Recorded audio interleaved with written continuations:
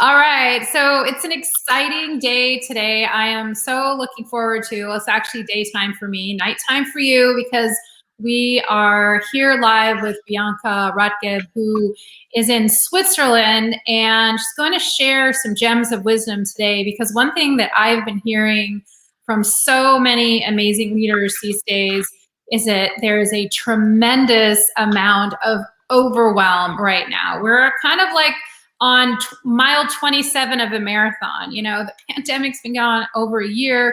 There's so many things going on that we really need some tools to learn how to get grounded, get a hold on overwhelm, and also learn how to be productive as possible.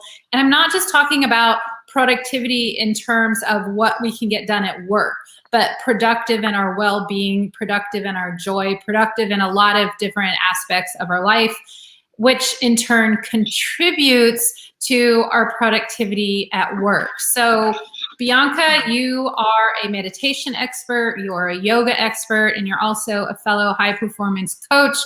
Welcome. I am so excited to have you here today. Thanks, Sheryl. It's a pleasure and a great honor to be on your show. And yeah, you're right. Just recently, I got a call from my brother-in-law telling me he wants to join my yoga class because he's suffering from panic attacks. So it's getting very real at the moment. People having a lot of stress in the home office situation, and with the like mixing boundaries between family life and job and everything in one place. It's testing the limits, and it's going on way too long. Like, what is it now, 15 months or so? Breath work and meditation really helps. And if like even the guys now come and say, can I join your class maybe via Zoom, there's something going on for sure. Especially if the guys are joining, right? Just kidding. So now here's the thing. Yeah, it's getting real. Yeah. So I want to jump right into it, but before we talk about, and have you actually share some tactical tools with us, I want you to talk a little bit about, in layperson's terms, about the physiology, what's happening when we are overwhelmed, and the consequences of not getting a grasp on some of these pretty simple tools that can help us get grounded. So can you explain that a little bit? Well, so you might remember biology class when they talked about fight or flight and the rest and digest nervous system. So a lot of things are added to our system, to our nervous system.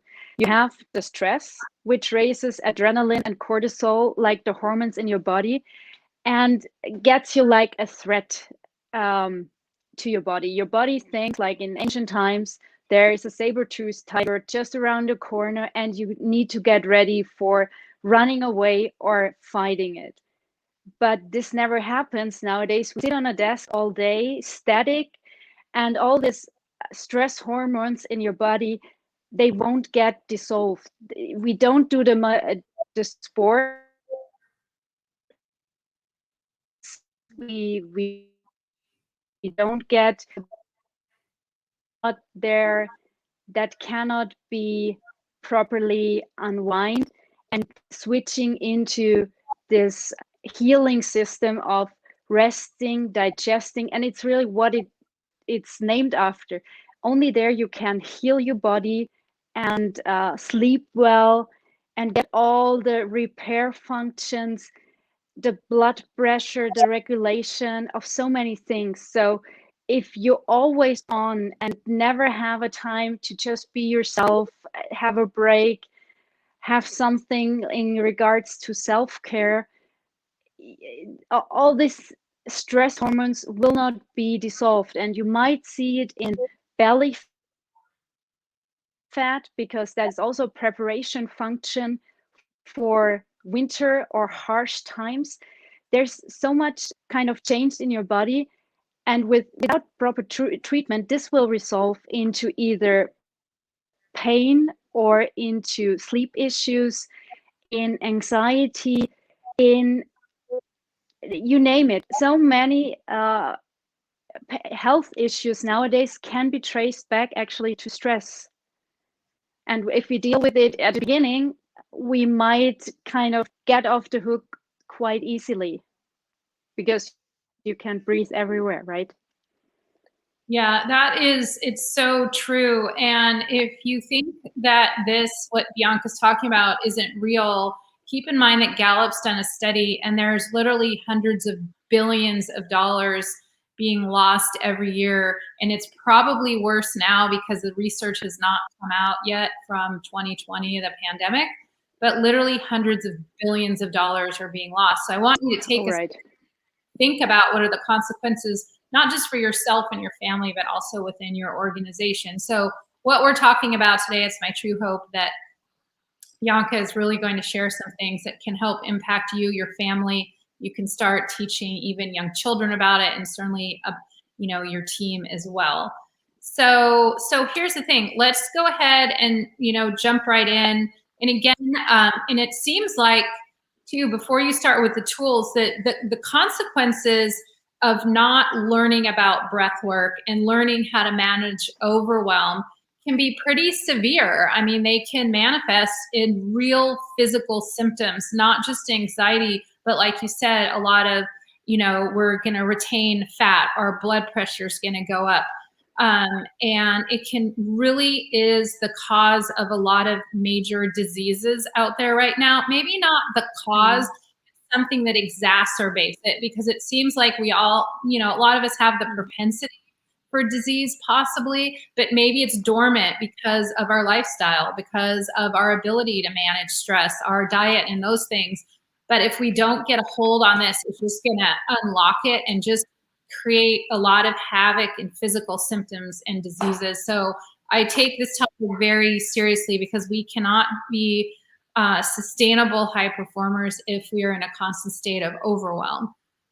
So without further ado, can you share a couple tools, maybe one for managing overwhelm and then also one for productivity? Because a lot of times people think is productivity. I mean, personally, I think productivity is like the ugly stepsister of the family, because I never seem perfect at it, but none of us are. But productivity is more than just getting things done during the week. Because if we're not productive, then it raises stress, it raises overwhelm. So I think this topic on productivity, it's a lot deeper than a lot of people realize. It has a lot bigger impact on people's lives.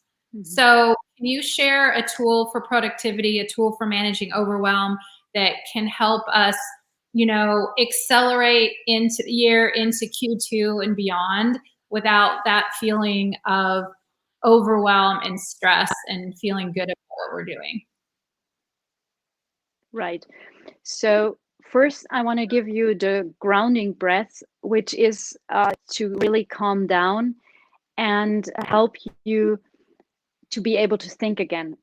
Because as you might know, if you're getting into stress and overwhelm, you cannot think clearly. You might get like myopic and really not seeing left and right, and maybe the solution right at hand. So the first one is really calming you down to be able to function, first of all, and maybe to sleep at night. So I really encourage you to try this at home. When you got the time, do the replay, or we have later on something for you as well, where you can watch it again and learn it. So those two breath exercises are from the Inner Access System, actually from Max Strom, and they have an immediate effect. So don't just look at it and be weirded out maybe, but feel it. The importance here is really feeling what it does in the body. Like, what is your before and what is your after? Two things about the breath here. It's like at the beginning, if you've never done that work before, it's open lips, open teeth, and really open mouth. So it will maybe look awkward for you. Do it in a safe place. And the throat is constricted a little. So you don't have like everything open. The mouth is open, yes, to get a lot of oxygen in, but the throat in the back is constricted to have resistance breathing. And this form of breath goes into your chest. I moved back a little. So we want to breathe into your ribs, side ribs, and even the shoulder blades to get like an inflation of the chest, not the belly. So this gives you a really load of oxygenation and helps you to get into this nervous system that normally you cannot influence, but with the breath you can. So the charm of breath work is it gives you a way into your body and is easier than saying meditate, because a person who is stressed out will never be able to sit still and meditate. So this is one step before meditation to make you ready to meditate. And the first thing is really open mouth, constricted throat, and a wide stance. It's also called horse stance because you're a little bent knees sitting like on a big fat horse. And we do it with the arm movement to stay in the body. What often happens nowadays is people get very distracted. If you combine breath work with an arm movement, you stay more in your body and not get torn to the future or the past or your laundry or whatever is happening, but just keeps you longer still in your like attention span. So the thing is, it's inhaling, arms go up, and an exhale, arms go down. It's a soft breathing like an ocean and not Darth Vader, because that often happens. And you separate really the teeth and the lips.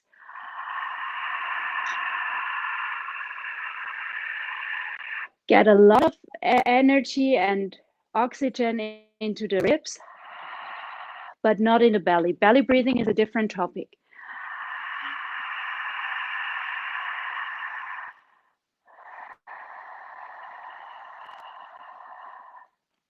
So we'll do just a few more. One inhale up and the exhale round shape down like a dome.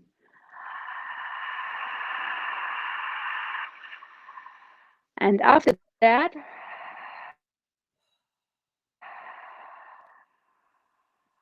you just bend forward a little, reach out, gather extra calmness to your belly. Step your feet together and close your eyes to notice how you feel, how your body responds or reacts. And normalize your breath.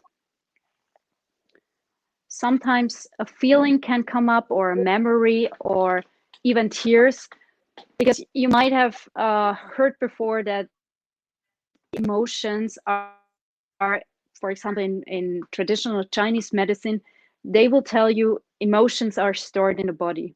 So either you have inspiration in your lungs, are the place of inspiration, or grief. And if a lot of stuff is kind of compounded and stored in the body with breath work, that might come out. So if you're a beginner to breath work, don't be scared if tears come up, or a feeling or a memory. It helps you to kind of digest that and get it out of the body, but make space for processing it and dealing with it. And that is why it also can be beneficial if you are suffering from anxiety or depression even. Wow, that's really powerful. So and that is my go-to for example. If somebody's really like stressed out, home office situation, important meeting coming up, you don't know what to do, what to say, you just go for something like that. Do a few rounds, like 2 minutes or so of breathing, and get centered again. And even if you don't have 2 minutes, that sounds like an eternity. Like do 10 breaths, you know, yes. and people that are working at home, and maybe maybe you live in Manhattan and you don't, you're living in a 1-bedroom, a 2-bedroom apartment with your family. You might have to lock yourself in the bathroom and just do some rest. I mean, do what you need to do. It's a quick way to get yourself out of your head, and this just back into the present, and that'll help you feel more grounded. So what about increasing productivity? Because one thing that can help with overwhelm is for us to be more productive during the day, so we can be really ninja about that, and therefore, increase the amount of time that we have in a day. So do you have some breath work for that? So I like the fountain breath for that. You will see in a minute why it's called like that. It really looks a bit like a fountain and water bubbling up. But it's twofold, I would say. It has a releasing function, like releasing the old and getting new energy in it. So for that, I would really add an intention. The first few rounds, I normally do releasing pain, anger, anxiety, or if you're bored, or whatever is kind of the luggage you carry today. The first rounds, we get that out of the system. And then we breathe in not only new breath, new oxygen and energy, but also it could be more joy or more fun or more inspiration. Whatever you need or what would help you for this day, you can load the system with that. It sounds very odd, but people feel a difference normally. Yeah, you can probably feel it more than people can understand you explaining it. Right. So I would, again, same stance. It's like sitting on a big fat horse in this horse stance. The legs are wide but parallel. And this time, you're like, oh, I have to go a bit back. So this time, you bend a little down, gather water like you would lift it up, and then you throw it out. So breathing up, and on chest height, away. And the first rounds really throw out the garbage, the like negative stuff you carry, or what was the week's load of stuff, you just get it out. So first rounds, negative away, and then you stay with the same movement, but you now take new joy, new health, new energy. It could be more calmness or whatever is needed for your next task, and load that. And again, like we did before, you bend over at the end, bring it in towards your abdomen, your belly, close your eyes. Just notice how you feel and what's going on now. Mm-hmm. And that's all. Yeah, it seems so simple, but I've done this before because you've come in, we've had you as a guest in my monthly, Limitless Leader Monthly, and you were so gracious to be a guest in there. And so I've become more familiar with this and practice this in addition to some of the other mindset strategies that I have. And it's so powerful. And one thing too, and this will be a conversation maybe for another day, but there are things that we can do to guard ourselves against negative energy, like toxic energy. If I've also unfortunately keep hearing from various different places and people about being in meetings and having people behaving badly.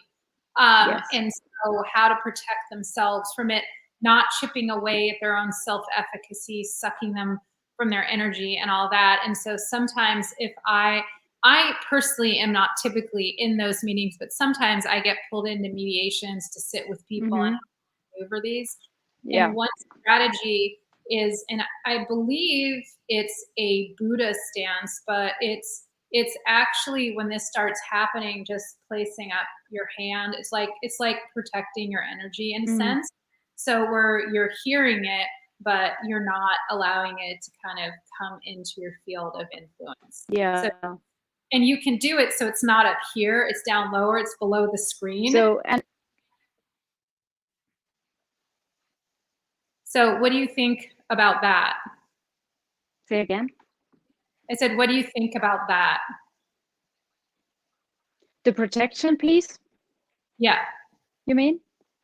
Yeah. So actually, I tried that, and a coaching client of me tried that as well. So it works. With very difficult meetings, or if you have you feel attacked, one of the you cannot see it that much is just place your left hand on your heart area for a moment.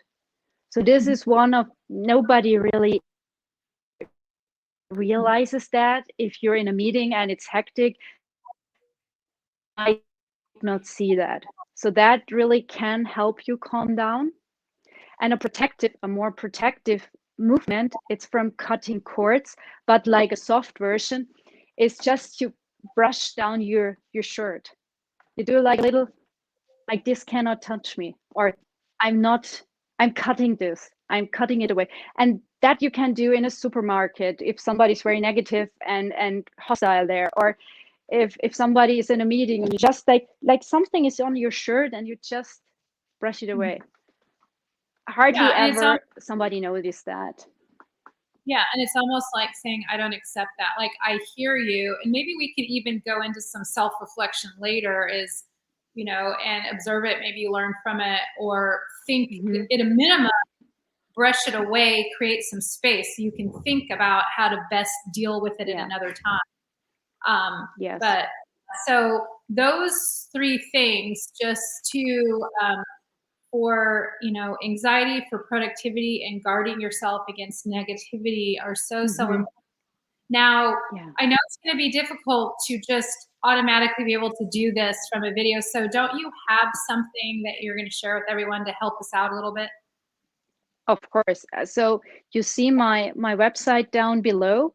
On this website, biancarathgeb.com, I created a freebie for times like that. It's called Island of Serenity, and holds 5 ways. It's actually more than 5 ways, but 5 categories to find your calm. And it speaks about those 2 breath actions we did, and has the videos for it, like the links to it. It has topics about meditation, self-care, some stretches you can do if you're sitting on the desk in a non-ergonomic situation at home, maybe, or on your kitchen table. So it's like 10 pages, I guess, about what can you do if you need an island of serenity, but you're stuck at home and the island is far, far away. So what can you do to stay calm, avoid the madness, and just recenter and get you a break? So get it if you like. I love that. Island of Serenity. I think right about now, everybody can do an island of serenity. So if this has served you, you need a little bit of serenity, or you need a little less overwhelm and a little more productivity, I would really encourage you to go to biancarathgeb.com and go ahead and download that and start, do what I just read the book Atomic Habits for the second time by James Clear. And what he says, if all of this is sounding like overwhelming and you're more like, it's the 2-minute rule, the 2 minutes of breathing, like pick something out of the island, this island of serenity, and pick 2 minutes worth of something to incorporate into morning just to start off with, or as soon as you get triggered to overwhelm. Just start small. That's most important. And be able to get consistent and add over the long term.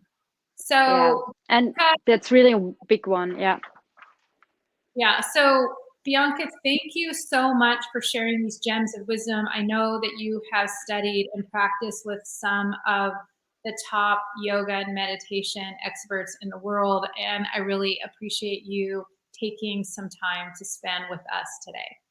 Of course. Thank you for having me. It was a pleasure and an honor. And if there are questions, people can reach out, of course.